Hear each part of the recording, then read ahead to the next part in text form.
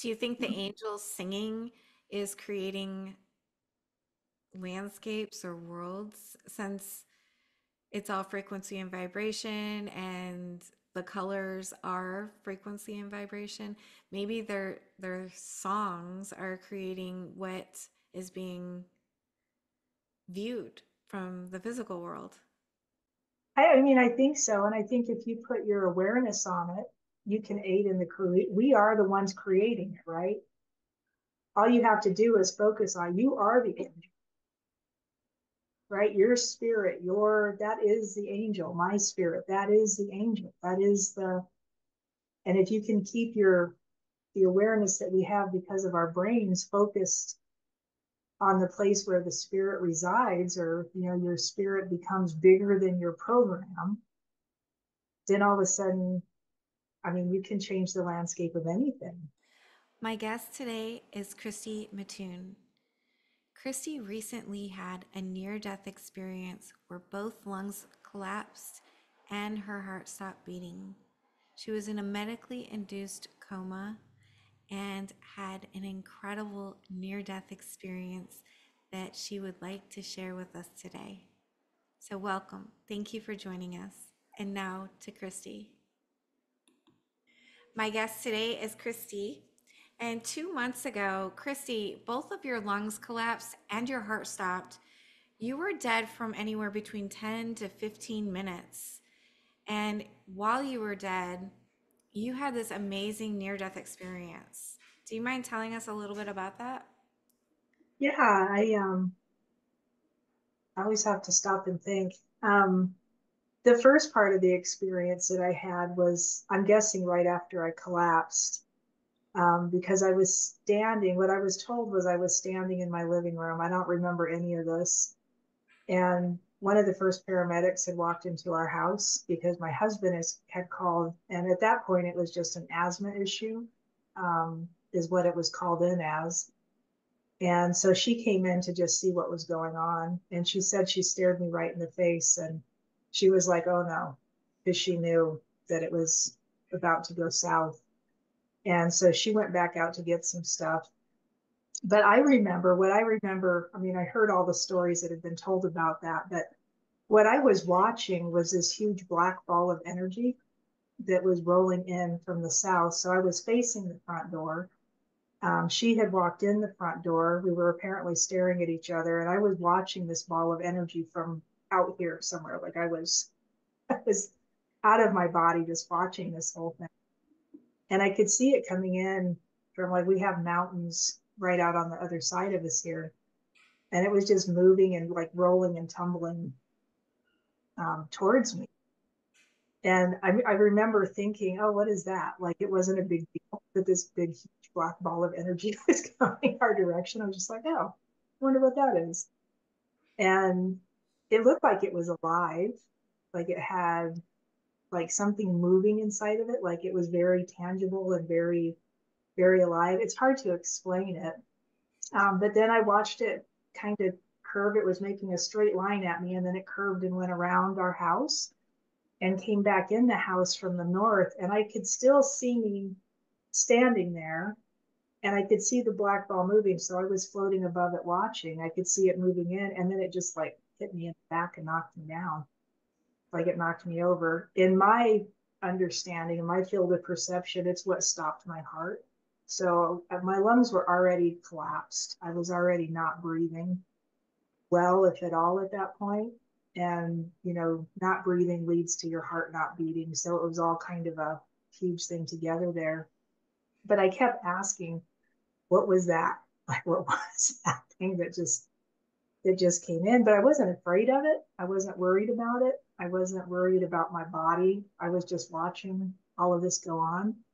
And what I understood was that at some point, and totally sounds like something I would do, but I don't recall ever putting the words together like this. I called in all of my karma from lifetimes. I was like, I am just done. I'm tired of messing with this plane. I am tired of the game that we have to play here. All the lies, all the mistruths, all the kind of twisted Like, I'm just done. Give me all my stuff back so I can deal with it, whatever has to happen. Um, and so that's kind of what I thought that was. I have since then found out different from a conversation I had with a very good friend of mine that I trust a lot. Um, so we can talk about that if you want to also. But the next part of what I saw was when my heart had fully stopped and they had realized I was in a cardiac arrest. And by the accounts that I've heard, that was about 5 minutes into I was already laid out. My husband was yelling at him, "She's not breathing, she's not breathing," because they had left to go bring stuff in. So he's screaming out the door at him apparently. And my heart had already stopped. So she came back in and realized, oh, like you're cardiac arrest. Like this is not good. Called the fire chief, got a whole bunch of other people over there. And in the meantime, I'm like watching from above again. I'm in a totally different space this time. And I call it, like people would call it, a void or something like that. It's just this deep blackness, this deep, peaceful place. And I call it black because it didn't seem like it was light. It wasn't like the perception of light, like in this room that I'm in now is very light. Um, but it wasn't, people always say, "Ooh, oh no, like you were in the darkness." No, it wasn't evil. It was just like not light, but I could see everything. Anywhere I looked, I could see like whatever. And if I asked to see something, I could see whatever I was asking for. Um, That's interesting to me that it was dark, but you could see everything. Did it make sense, or like, how could you see if there was no light? Good question. I have no idea. And I never, I mean, again, I wasn't afraid of it. I wasn't scared of it. I wasn't worried about it. I didn't even think to wonder why the perception of everything was dark was there. And then the realization I could see everything was also there. So to me, it was like kind of indicative of I wasn't using my physical eyes. I mean, that's Yeah, all attached to your body. So however I was seeing, it wasn't from the normal perception of seeing. that makes sense. Did it feel like, I've heard of the void before. Did it feel like you were wrapped in anything? Sometimes I've heard it described as like a velvety feeling. Mm.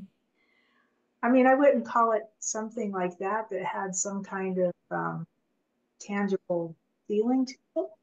It was very open. It just felt like very spacious, very open feeling.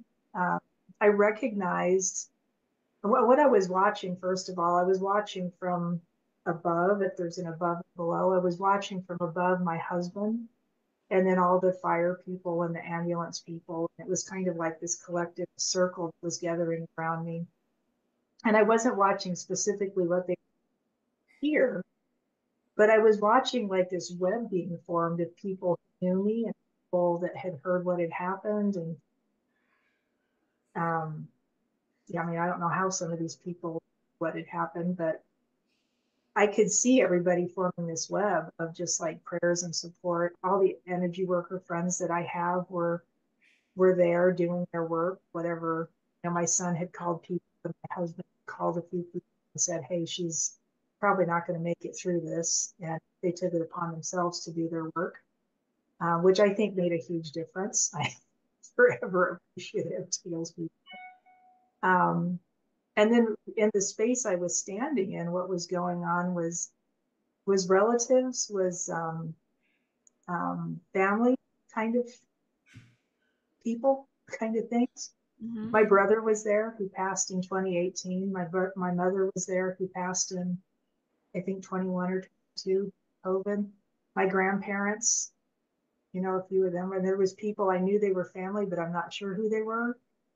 And then there was a group that was definitely entities. I don't even know the right word for them. They weren't human, I don't think, um, that were there that I knew. Like you could just feel, you have that feeling like somebody. It was that kind of feeling, but I couldn't put my finger on it.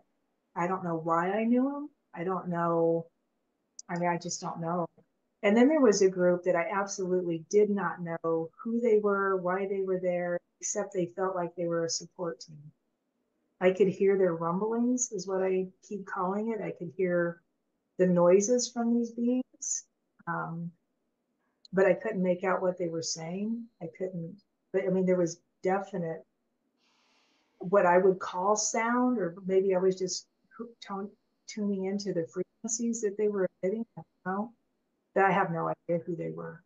Support as in possibly like guardian angels or guides?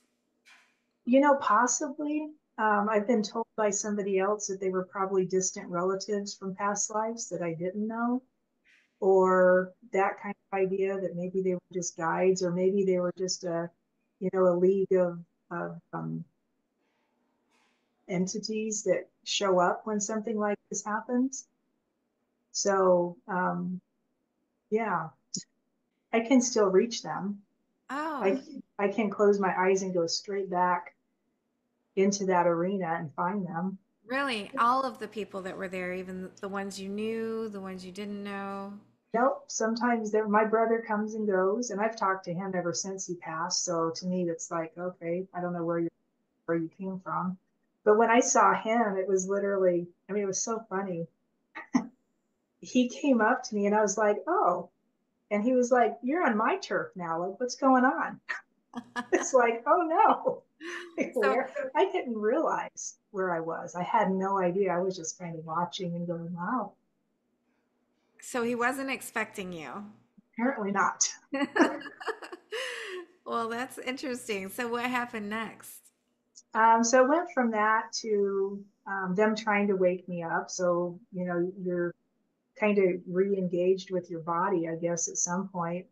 I don't remember being asked. Some people say they get the choice whether you want to come back or stay or whatever. I never got that.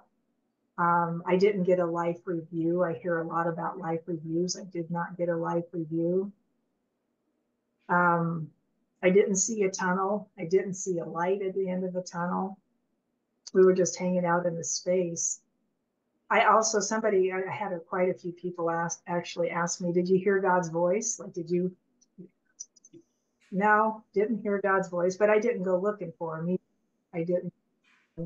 I was so enthralled by everything that was around me. I just didn't even, I was so blown away by the whole experience. I didn't even think to look or ask questions or wonder any of that stuff until I came back into my body.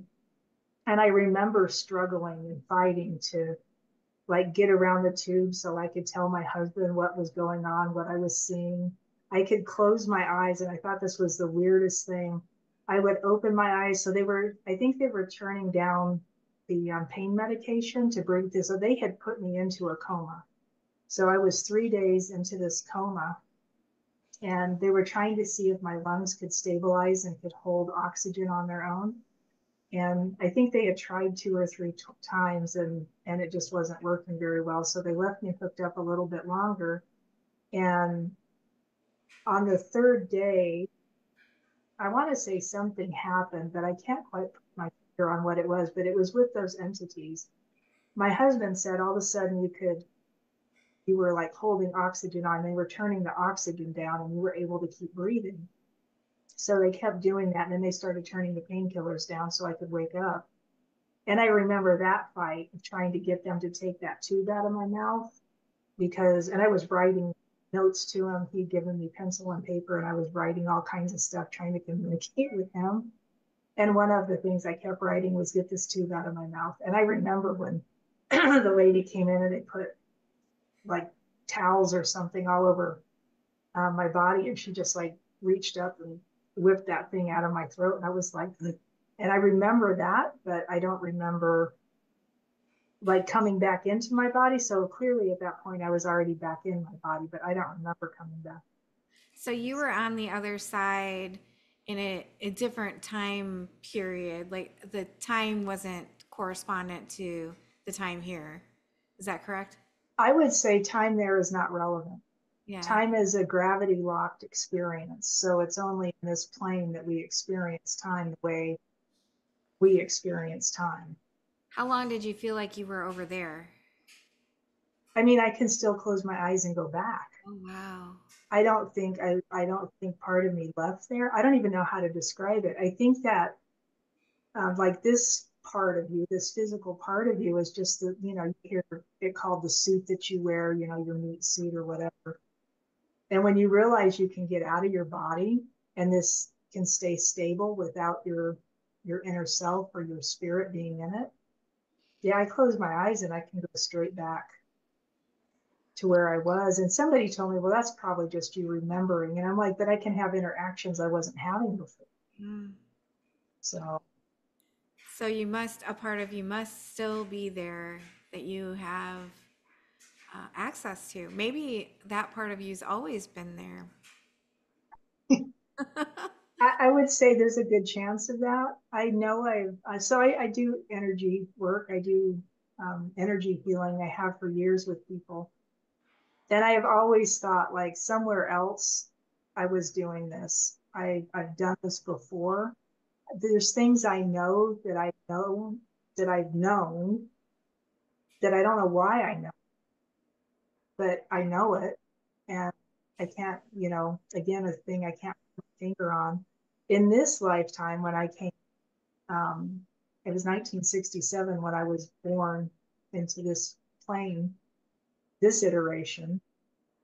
My granddad was a preacher, so everything was Bible based. Everything was, of that kind of a nature. And waking up out of that has been an arduous task to get back to what I know of how this works and things that we can do. Yeah, just an interesting journey. Yeah. I talked to a very good friend of mine. Um, I don't know if you've heard of Grandmaster Wolf, but he's one of my, I don't know if you'd call him a guru. I don't know what he is, but I was talking to him just the other day and he started laughing. I'm like in tears. I'm like, oh my God, I'm so glad I finally got hold of you. And he's like, well, why are you crying? And I'm like, just looking at your face, like hearing your voice. And it's the same, like I see people's faces and I hear voices and it just sounds like music in my ears. Like it's the craziest thing. And he said, you're listening and you're actually interacting with the spirit of these souls now instead of the physical reality that we're all stuck in. I was like, oh, that makes a lot of sense. So you're in the space during your near death experience and you're visiting with these people, you're enthralled, you're uh, watching what's happening with your physical body. At any point did you say to yourself, am I dead or maybe I'm dead? Never even dawned on me. That was one of the things I woke up to actually, which still is like, it makes my eyes twitch when I think about it. When I was waking up, a pulmonologist had come in, um, and he was sitting to my left, and I could open my eyes and I would see the corner of the room, the stark white, the hospital room. And then I remember I could, like, watching my eyelids close. It was like I had no control over it. And then they would open and I would see it, and then they would close, and then I would open it, and I could kind of see this guy sitting here, and then they would close, and then I was trying to, I was trying to wake up, is what I was doing, and I just couldn't get myself there. And at one point, when I opened my eyes, like I was trying to hold them open, and he was in my face, like he had just like zoomed in, and he goes, "Do you know you were dead for 10 minutes?" That's the first I heard of it. And I was like, excuse me? And then I was like, that kind of shocked me awake. I think I was like, actually, no, I don't know anything. I'm pretty sure I've been asleep this. And I was cracking up. I was just like, seriously? Like, I had no idea. It's like, tell me what's going on. I have no clue what's happening right now. I remember or thinking like, oh, I seem to be in a hospital room. I remember thinking that. And I remember looking at him and I'm like, who are you? Like, why are you sitting here? What are you doing? Where did the others go? Yeah. So when you were with the others, you're again, you're watching, everything that's happening. You can see without any light. What happens next? Do you go to another place, or having like a reunion with them? It wasn't really a reunion. It was just kind of like we were there. Um, but I remember at one point thinking I kind of would like to see the pyramids. I've never been to Egypt to see the pyramids, and it was like everything just like a deck of cards just shuffled, and all of a sudden I was just right there, and I was like, oh, like that was kind of cool. I remember, and I was telling my husband this at some point. I remembered like going to the sun kind of idea. I don't even know how to describe that. What I was thinking was that if I could get some of the sunlight on my body, it would heal fast. And so it was like projecting um, or maybe visualizing the sun inside my body is what I felt like I was doing. But then all of a sudden I was right there with the sun. And I was like, oh goodness, I I can't I have no words to describe some of what happened. It was so bizarre. I know the sun has healing energy for our physical bodies. It felt the same there without a physical body. I think I was trying to send the energy to my physical body. I was shocked that it wasn't hotter than I thought it was going to be. Like it didn't have that perception of heat or cold or that kind of an idea. That wasn't there. Um, but for some reason, I kept thinking if I could get my body close to the sun, it would heal. So I don't know. And waking up out of all of this, that's the one thing I heard repetitively is you shouldn't be here. There's no reason I lived through that. There's no reason, except that all these people, and what the doctors don't know, all these people doing energy work on me. I had one lady doing brain integration patterns. The second my son called her, she was like, I'm on it. She just started doing her work. And I'm like, holy cow, like whatever you did, everybody made such a difference. So this was while you were in your drug induced coma, correct? That was like right after I died. And my son, I mean, what we can piece together through the text messages and the records that are left on the phone. Um, this all happened at like 4:30 in the morning.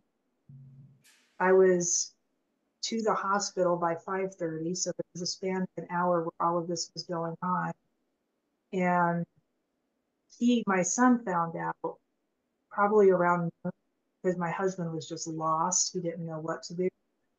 And finally called my son, and my son just started texting people like, do something. She's not going to live through this. Do something. She's through this. And I'm like, and I have no brain damage. This is the stuff that like totally trips some, the doctors. I've heard more than one doctor say, you're a 10%er. You realize that, right? This only happens to 10% of the people who go through what you went through, have no brain damage, no tissue, like lung tissue, not lung tissue, heart tissue damage from my heart stopping.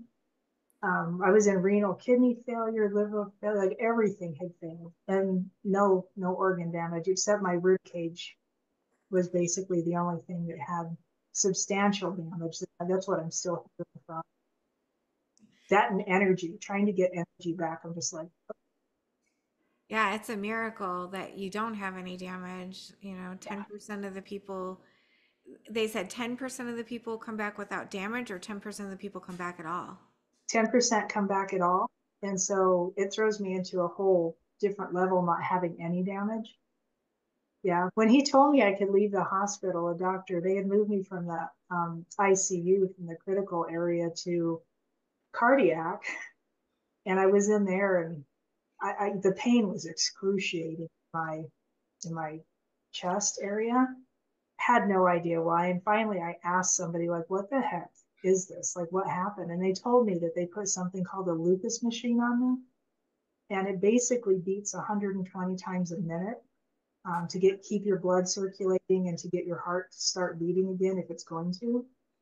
And however long that was on me, they said usually it breaks bones. Usually all the cartilage is displaced from you have cartilage in between all your ribs. All that's displaced. He goes, you don't have broken bones, but he goes, the bruising and the tissue damage on the rib cage and the back. There's still places in my back that are numb that I can't feel. Um, But I ended up going to a chiropractor. Here's a tip for you if you ever get hit with a Lucas machine. Go to a chiropractor first. Just go. I went to this guy at the advice of a friend of mine just to see if he could do anything. And more so with allergies than anything, because they told me this all started from an allergy issue. And he ran his hand down my back. We were walking into an office and he just put his hand up my back and he was like, oh my God. And literally told me, just stand against the wall for a second and just started gently pressing. All of my ribs were out. Every single one of my ribs were out of their joint. And he was just like, holy cow. And it stopped. Him doing just that, nothing else stopped probably 75% of the pain. Wow. It's like, if a doctor had said, hey, you want to have your ribs looked at, nobody did that. Nobody said a word. So bizarre. Do you feel like the sun had something to do with how well you healed? Yeah. And how fast. They told me this could take up to 6 months. I'm barely over 2 months right now. I'm still struggling with a little bit of the pain. Like the ribs will pop back out just because the cartilage isn't totally what it's supposed to be yet. Um, but all of that kind of stuff, everything everybody did, being in the sun, even now, like you can see the sun beaming through. Every time I can get in the sun, I just go sit and just be in the sunshine, and it just makes such a huge difference. The pain level now is down to maybe, they've on a scale of 1 to 10, where it was over a 10 probably for a number of weeks. Now it's maybe 0.5. If I sneeze or cough wrong, or if I'm twisted funny and I sneeze, everything feels like it's going to come apart. But for the most part, I would say that this is pretty much done. I want to go back to that space you were in while I you want you to go back to that space. um, you said there was a lot of people doing some energy work on you and praying for you and doing all these things. Um, did you feel that while you were there? Could you tell what was happening on the I other side? couldn't tell what was happening. Like I was watching them do it, so I knew, but I didn't question. I didn't question what was going on. I didn't question like where I was. I didn't even think about any of that stuff. I just was enjoying the peace, enjoying and it was so beautiful. It was so beautiful. The sounds were so incredible. Like the whole thing was just so amazing. I think I was just so in awe of everything that was going on. I didn't think to think about it too hard, I guess. I was just experiencing it. Do you think some of the sounds or the experiences you were having was the energy work that was being sent to you? Oh yeah. Oh, 100%. The prayers. I actually was thinking the other night, because I have like dreams, for lack of a better word, where I go back to some of this stuff. And I actually think some of the things I was trying to listen to, the voices or whatever I was trying to hear, were some of the people that were praying, some of the people that were doing whatever work they were doing. Yeah, that's amazing that you were able to feel what was happening on the physical world Yeah. there. The So, energy. and yeah. And so some of the things that I've understood since is that possibly because it wasn't my time to go, and this was such a weird, fluky thing that happened, I didn't actually get to the other side, is what somebody told me.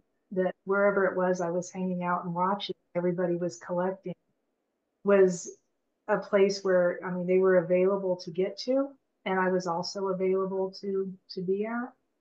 Um, yeah, and I don't know.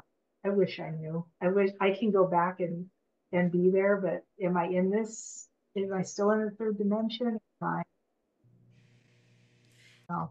Did you just stay in this dark space or did you travel anywhere else? You said you went to the pyramids, but what about and the sun? What about any other like different dimensions or realms? I don't know about dimensions. And honestly, I mean, all the information that's out there, I don't know that I believe it. I don't know if I agree with some of it. I think a lot of it's backwards. I think it's been taught backwards. I think a lot of what we think we know Like if you viewed it from 180-degree circle, I like a half circle, right? And you look at it from the other side, you would find out that it was probably a partial lie or a lie that keeps us basically. I think we're trapped in this place, is what I think, right? This is a very bizarre uh, place that we're in, and we're not supposed to be here. This isn't our home. It's not our. We've been trapped here in these physical bodies, is how I look at it. And the idea of having to reach higher into another dimension just doesn't make sense to me. If I go backwards through time, and it's just stuff I've played with for a long time now, and I go back into um, like ancient texts or ancient understandings, like the Essenes, or some of those kind of um, eras, for lack of a better word, I find it much easier, much more palpable to understand what they were doing and how they were ascending than some of the stuff that we're being told and taught. Um, so I'm not sure about dimensions. I think once you're out of this plane of resistance, right, this plane of existence, this 3D, if you could actually move yourself out of it, which I totally think we can, you're no longer in that entrapment. It no longer affects you the way we're affected, right, by the energies here. But you have to know that you can get above and out of it, or above, below. Like none of that even makes any sense in that space. There isn't any of that. There's no above, there's no below, there's no right, no wrong, no yes, no no, right, good, bad, indifferent, whatever. It just all kind of ceases. And as you merge back into one, you quickly start to realize that this has just all been, they call it an illusion, or the matrix, all these different words for it. And I think there's levels to that in this plane to keep us lost in this realm. Do you feel like it sounds like this, you agree that this is kind of like an illusion? Did it feel more real, like that's your home, and that this is more like a dream state? Yeah, this doesn't feel like a dream state when you're pounded by a Lucas machine. I think I think consciousness, right? Levels of consciousness come into play. And wherever you're conscious in this realm, whatever you're conscious of, or under your understandings of this place, it keeps you, either trapped in it, or it gives you freedom. And as you gain consciousness, as you become more and more conscious to um, what you are, I was going to say what this is, but it doesn't really matter. If you become more conscious to yourself, all of a sudden you'll start realizing there's ways out of here. We're never taught. We're never shown any of this stuff, and it's sitting right there.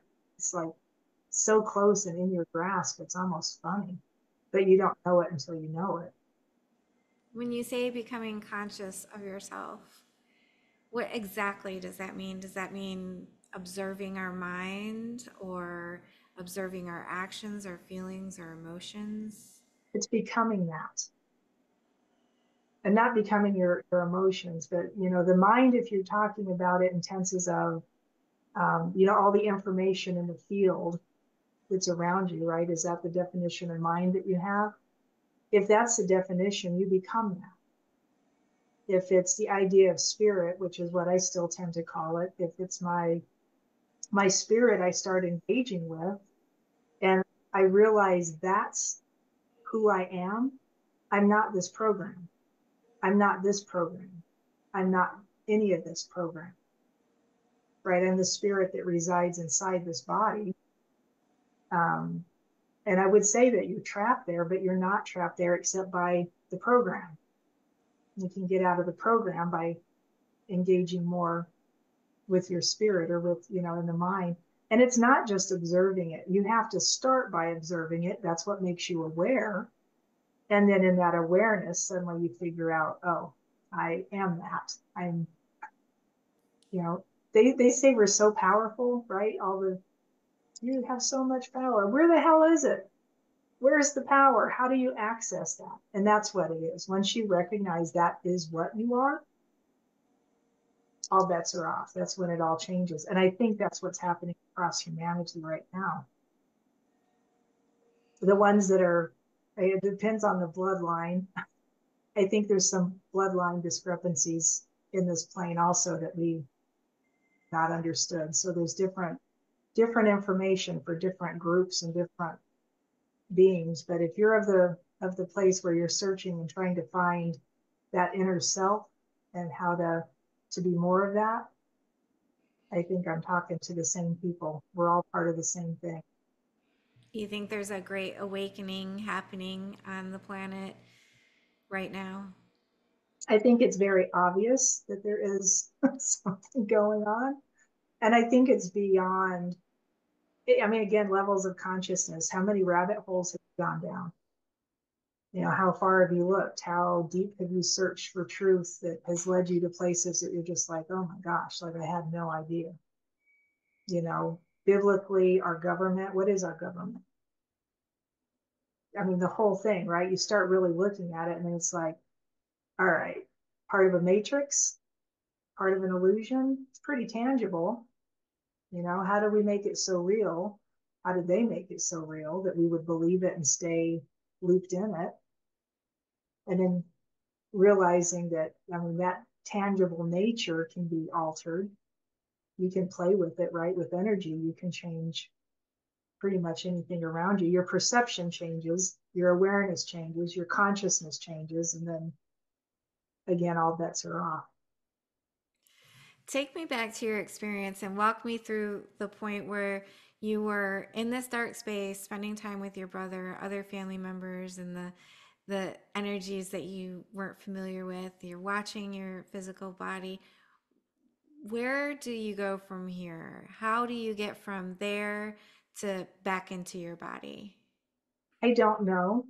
I have no memory of that, of coming back into my body, which is why the only thing I can relate it to is if you've ever worked with a shaman, a lot of times they'll say they walk with one foot in heaven and one foot on earth. That's the only way I can describe this. I've got one foot there and one foot here.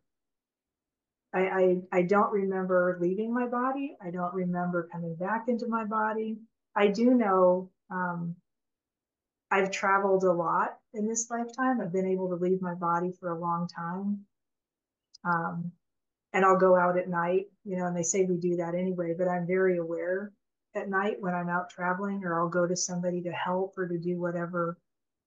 Um, and the reason I know it so well is because people will call me once in a while and be like, thanks for showing up last night. Like, I don't know how you got there or how you knew, but thanks for being there. And, just standing there holding hands or, just standing in a state of love with somebody tends to make such a huge difference. So, I mean, I've done that for a long time. And mine started from childhood trauma. I could get out of my body because of childhood trauma and never realized I was doing that. I never had any idea until my brother and I started putting pieces, the one that passed, started putting pieces together one day. And he's like, oh, you do that too? Because I've seen you before. You come with grandma. I didn't know who grandma was. And he's like showing me this picture of our grandma. And I'm like, oh my gosh, she's the one that she comes to get me a lot. And then we'll go and get him and hang out with him. And then we would go to do other things. And I don't know, it was just normal to me. I didn't know people didn't do that or didn't, I just thought that was normal. You said that there was music and you were having these experiences. Is that something that kind of escapes words? It totally does. And it wasn't really music, it was just the tones. It's kind of I mean, how can I best describe it as so the rainbow experience. I've seen the rainbow before. I've known about this before. And you know how sometimes you'll know something, but then you just set it aside for whatever reason. And it seemed to be one of those, but it was brought back up hard, like really, like pay attention to this kind of thing. So they were showing me this rainbow. And, a lot of information came from that experience, but it kind of comes in and out. And the rainbow was one of those. And it's the idea, like, let's use the idea of a chakra chart. So red is root, and then orange, yellow, green, and on up the scale, right? And that's what you're shown. So you look at that and you think, okay, well, root chakra is red, and you're only shown one color red. But what they've shown me and what I've seen before, what I've known before, is that it's not just one color red. It's the whole spectrum, every hue of red that exists that our physical eyes can see, which is a very small spectrum of color. And so it's color that you can see and color that you can't see with the physical eyes. So they showed me that again about how the range of color and the vibratory patterns that that holds, what that does in this plane, what that does for this existence. And, if you think through, I mean, if you can, some people have a hard time even thinking like this, but if you think the color red and then you let it like spread out into all the different hues. So from wherever it starts in the deepest red all the way through up into oranges. And then as it's mutating into orange, and then all of the hues of orange turning into yellow, and then as it turns to yellow, right, and all the hues of yellow, and then turning into green, and then blue, and then indigo and violet, right, and on out into the pearl, kind of pearlesque kind of colors. But all the things that you can see and imagine, and then just allow space for the things you can't see. And I know it's so crazy because those are like living colors. It's like this moving vibrational experience. So they showed me that again. And then it was realizing again that every hue has a tone. Every hue has a frequency that you can hear. So heard and unheard, some of the frequencies we can't hear with our physical ears, but if you're, in a deep trance or in a state like that, you can hear all of it. And the only way I can describe it is it sounds like angels singing. I remember sitting in churches years ago. There was one in particular in California that I would just sit there and you could hear everybody singing and the people on stage singing. And then there was always this overhead that I would just like focus on. I was just like, oh my gosh. And the only way I could describe it was it had to have been angels singing. It was the craziest thing, but that's what that sounds like to me. It's all of the hues, all this in one experience. You can't separate it out. The color is the tone is the color, right? The vibration is, so we separate it out. But if you don't separate it out, you get more of the experience. And then what I understood was that overtone that's created in color and in vibration is like the vibration of creation. It's the tone, it's the overtone of creation. And, they talk about in some of the ancient texts about the world was spoken into existence. I don't know if it was spoken the way we speak, obviously not, because we made up this language. So what was spoken? It was a vibration. It was the sound of all the spectrum color, what we would consider spectrum colors, right? Seen and unseen. And if you can focus on that, I think this is another thing that's really expedited my healing is I'll sit down and close my eyes and it just shows up. I'm like, holy cow. And all of a sudden, if I'm having a hard time breathing because I've been an asthmatic my whole life, I can put that in my lungs or put that through my body and everything just changes. There's something still programmed in here that says you can't breathe, right? But I can change it almost instantly now just by going to that rainbow. Do you think the angels singing is creating landscapes or worlds, since it's all frequency and vibration and the colors are frequency and vibration? Maybe their songs are creating what is being viewed from the physical world. I mean, I think so. And I think if you put your awareness on it, you can aid in the create. We are the ones creating it, right? All you have to do is focus on you are the angel, right? Your spirit, that is the angel, my spirit, that is the angel. That is and if you can keep the awareness that we have because of our brains focused on the place where the spirit resides, or your spirit becomes bigger than your program, then all of a sudden, I mean, you can change the landscape of anything. I've watched outside change from massive, crazy snowstorms. So I sit there just holding a state of love and empty everything out, right? Empty, empty, empty. Just move everything away from you, past, future, even the present moment, the idea of sitting in now, push that away from you.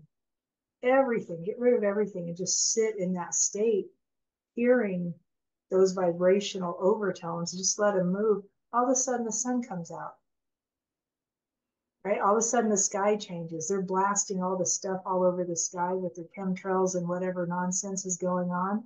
All you have to do is stay in a state in the love, and the sky clears. Oh, that's a beautiful thought. It's the only way I know how to do anything anymore. My husband asked me the other day, "What are you thinking?" And I'm like, "I got nothing in my head. I don't, I'm just sitting here feeling.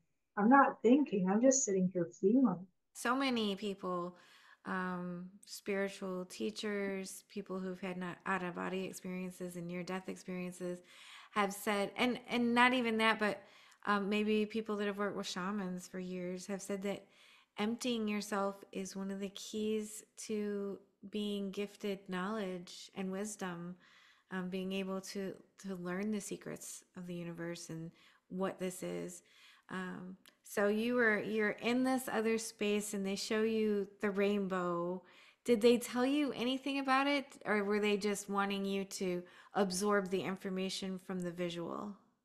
I think absorbing the information, I think it's a matter of experiential evidence. If you don't have the experience, it's like reading a book, which I have a ton of back there. It's like reading a book and knowing something, or experiencing it and knowing it. It's a huge difference, huge difference. So they just brought it back up and showed it to me and was letting me sit in it, basically. Um, I've understood before that it's the overtone of creation. And when you pay attention to it, you can alter things. If you understood that is what you are instead of something you go see, I own it like it's yours, own it like it's who you are instead of something you do, it changes the nature of your reality really quickly. It's the same idea as, walking somebody into their heart space. The book of Psalms in the Bible that we were given, Psalms 91, one of the, I think it is the first verse, says, "In the secret space of the Most High, there I sit with the Lord God Almighty." And I always used to ask, what is the secret space? Like, where is the secret space? And after asking, right, ask and you shall receive, there's a lot of truths in the Bible if you just utilize them. The simple truths, the ones that, people we tend to not do because they're too simple. I asked so many times, I had a being show up and say, it's like right here, it's your heart. Just go sit inside your heart and find the space. That's where the secret space is. And what the secret space turned out to be was my spirit. It wasn't a space. People describe it like it's a cave or you're falling into something that's just like open and spacious. It just makes you feel really um, like endless. It's a crazy, cool, peaceful, amazing feeling. And then inside that space, what I found out was the peace I was feeling wasn't something that was there. It was something I am. My spirit is peace. I don't create peace. I am peace. I don't cause a war in order to cause peace, right, which is what most of humanity does. You are peace. If you walk around in a state of peace, what happens to this reality? Right? Anything that you would consider, that people would consider an attribute of God. What are the attributes of God? That concept, right? It's peace, joy, love, gratitude, satisfaction, all of the wonderful higher level vibratory patterns that were emotions, right? We call them emotions. Those vibratory patterns, as part of what you are, not something you do, are totally different than what we've been taught. That state of peace is like you can change things with that state of peace. You can walk into the center of a fight and calm it down just by staying in a state of peace. right? The state of unconditional love. When I fully understood it, I still don't get it. I still am just like, holy cow. It has nothing to do with I love this or I love that or that loves me, or right, the way we're taught love. You can love a hot dog and love your husband or love a person with the same word. It has nothing to do with that. Zero to do with it. It is literally that overtone would be, if we had a word for that overtone, it would probably be the word love. That high level experience of all the spectrum, like all the colors of the rainbow, all of the hues, all of the tones, all at the same time. That energy would be the vibration of unconditional love. If my viewers wanted to find this secret space within their heart, how would they get there? Just go. Just What go. is it? Is so you can say, well, I'm going to go and sit in my heart. Is it feeling from your heart, or is it emptying your mind and envisioning your heart chakra? How do you do it? I think it's some of both, some of all of that when you first start until you figure out that's what you are. There is a program called Heart Math, Heart Math Institute. Go look them up, read their stuff. Go to my channel. I have a YouTube channel that's called Mind Rewire by Christy Mattoon. And look up on their heart coherence. There's a number of videos where I actually teach people heart coherence. And it's the idea that going to your heart with the feeling of gratitude. Gratitude seems to be the easiest for people to get there with. And in that feeling of gratitude, you'll feel your heart open. And in that opening, people are usually just like, whoa. I mean, it's mind-boggling when you feel it the first time. Heart Math, Greg Braden, myself, and pretty much anybody that has done this work, um, utilize breath. So inhaling and exhaling, relax your body down. The more you get relaxed, the easier it is to do.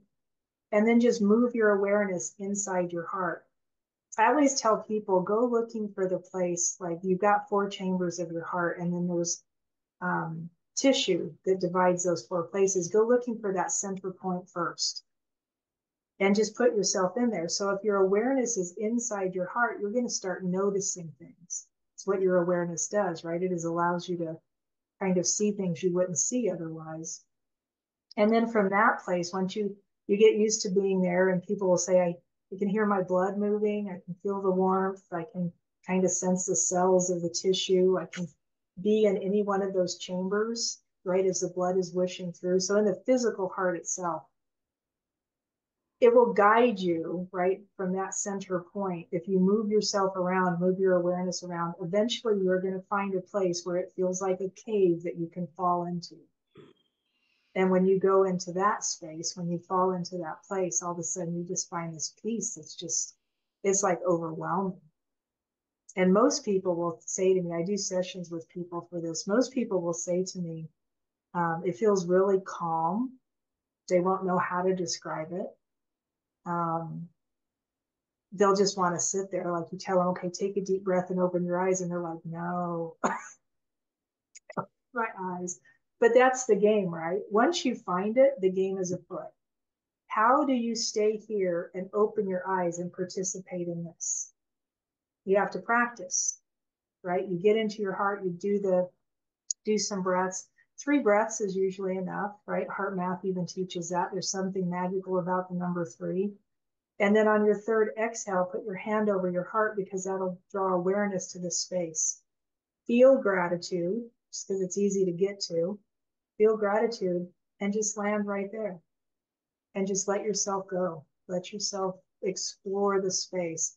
Once you're out of the physical heart, which is what most people feel first, and you fall into that space, memorize it. Commit it to the program.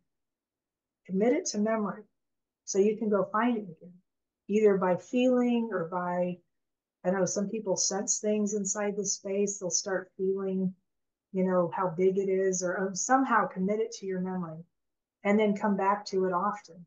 The more times you come back to it, the more you'll start understanding it, the more you'll start realizing it's not hard to do, right? I tell people literally when I'm teaching this to people and walking them through it, is set your phone to go off every hour. And then once it goes off, reset it for 3 minutes. Take your breaths, do your 3 breaths, put your hands on your heart, move your awareness into your heart, and then sit there for 3 minutes. Heart Math did the work on this and figured out that if you do that for 3 minutes, at the minimum of 3 minutes, you can do it way longer if you want to. But when you do that for 3 minutes, it sends a 0.1 hertz signal to your brain, and then your brain kicks out all these chemicals to help heal your body. So Greg Braden talks about it in the form of resilience. It creates this kind of resilience inside your system where you can pretty much withstand anything. I also think that's part of what happened to me in the onset of this near-death experience or this death experience. I think I had that resilience already set up in my system. And because of that, I wasn't going anywhere. You think it saved your life, or do you think it made you remember your near death experience? I think it did all of that. I think it did, I don't know, the resilience, it healed. I mean, everything helped heal my body faster. This just isn't, I mean, everybody I've talked to said this just isn't normal. You know, the fact that you're not still in pain, most people are still, and I credit that chiropractor for that one. If he hadn't found those out of place ribs, I'm guessing at some point I would have figured that out and got him popped back in, but he did that so quick. That was probably within 2 weeks of me coming out of the hospital and deciding I wasn't going to go back to a doctor because of everything they were trying to throw at me medicine wise. And I was like, no, no, no, I'm not doing any of that. So, but I mean, it just makes you more resilient. I think it opens your intuition. Your intuition will open. You'll start recognizing things and seeing, you know, patterns in things that you maybe didn't see before. Things will start showing up. You'll mention something and all of a sudden it's right in front of you. That kind of stuff happens all the time. If my guests wanted to reach out to you to find out more about your near death experience or heart math, how could they find you? I have a Calendly link. I don't have a website anymore. I used to coach and teach this stuff all the time. And during COVID, all that went away. My website got stolen. I know it's so weird, everything that happened. So, um, going in my heart and asking, like, do I need this anymore? Spirit was like, don't worry about it. Just let it go. Let everything go. So I have a Calendly link. If they want to book an appointment, they're more than welcome to. Um, and then we'll go through heart coherence, help you find your spirit. Once you know it's there, it's just practice. It's being there with it. It will change who you are as a person. One of the biggest things I think I have seen with this, and don't, I mean, you can if you want, ask me about my near death experience. That will not change your life. What will change your life is learning how to get into your heart and then learning how to walk in it. And 2 weeks is usually 2 weeks to a month. They say it takes a month to create a habit. If your spirit, if you walk in your spirit for 2 weeks minimum, you won't be the same person. It's physically impossible. You can't stay in a state of anger. It all changes. And you start to realize how powerful this space is, this place in your heart. And it's your spirit and not a space, right? It is love. It is peace. It is joy. That is what you are. You aren't separate from any of this stuff. You recognize if anger shows up, all you have to do is give it to your spirit, put it in your heart. And people say it feels like a flushing toilet or it feels like everything just gets like washed out. Those low level emotions cannot exist in this space. They can't. And you can't do both at once. It's physically impossible. Forget about spiritually. You can't do it. Do you have any last words of wisdom for my viewers? Oh man, enjoy life. No matter what's going on around you, enjoy life. Look around you and try and find the beauty and stuff. If you're one of those people, I was one of those people stuck in anger and resentment and guilt. And I mean, like the whole thing, right, from my childhood. If you're in that space, start looking for something that's good and just keep coming back to what was beautiful there. Find something to hold on to that will help shift your perception and start practicing going into your heart. Seriously, go to my YouTube channel and find that thing on heart coherence. I think there's a whole I want to say it's 4 classes. It's a series. It's free. Go watch it. Go Can you do it. can you send me a link to that and I'll link it down below for everyone to be able to just click on. Yep, I'll go find it so you can do that. That's awesome. Awesome. Yeah, that's awesome of you. Thank you so much for being my guest. You were Thank you for amazing. contacting me. Yeah, for Yes, sure. And I wish you the very best. thank you. Likewise, likewise.